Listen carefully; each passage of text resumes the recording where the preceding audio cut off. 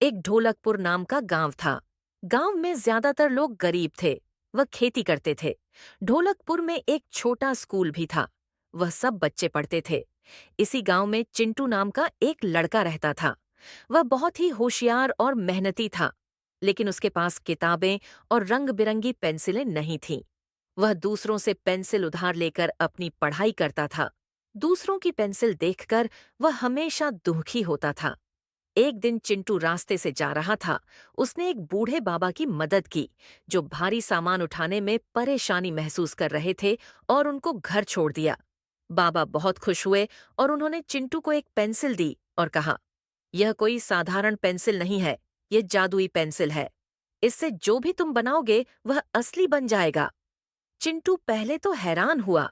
वह पेंसिल लेके दूर गया और उसने जमीन पर एक सेब का चित्र बनाया, तो वह सच में एक सेब बन गया।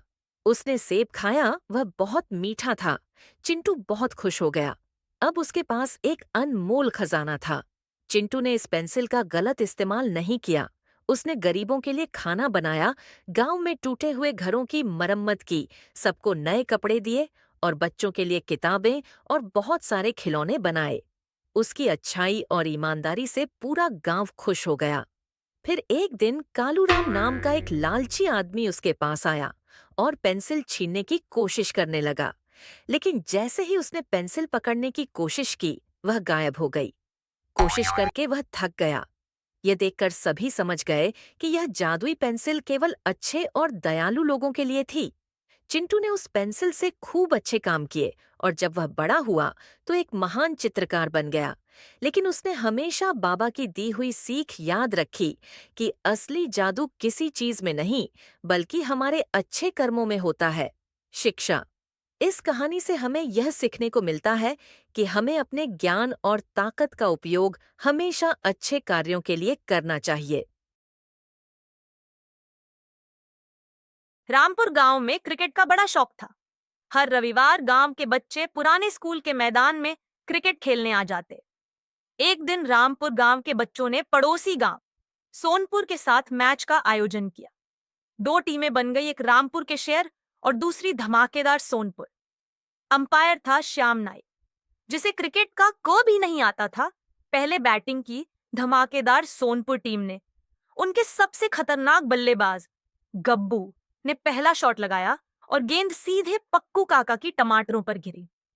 काका गुस्से में बोले, अबे फिर से यहां गेंद नहीं आनी चाहिए। लेकिन किसी ने ध्यान नहीं दिया।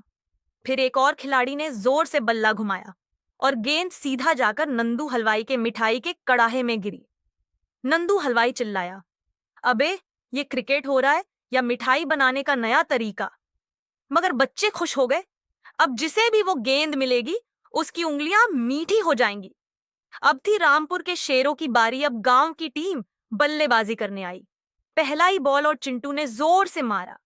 गेंद हवा में उड़ी और आकर सीधे भैंस के सींग पर अटक गई। अब गेंद लाने के लिए सब लड़के भैंस के पास गए तो भैंस खुद गेंद से खेलने लगी। भैंस ने फिर सिर हिलाया। गेंद नीचे आई। पप्पू गेंद लेके चला गया। आखिरी गेंद बची थी और जीत के लिए 6 रन चाहिए थे। और चिंटू ने जोर से बल्ला घुमाया। गेंद हवा में गई और फिर सीधा सरपंच जी की पगड़ी में जा अटकी। सब भागे, सरपंच जी भी भागे। हाँ, आखिर में गेंद बाहर गिरी। नाई ने खुशी में जोर से चिल्लाया, छक्का! रामपुर के शेर जीत गए। पूरे गांव में खुशी का माहौल था। नंदू हलवाई ने अपनी दुकान से सबको फ्री में मिठाई खिलाई और इस तरह गांव का सबसे मजेदार क्रिकेट मैच खत्म हुआ।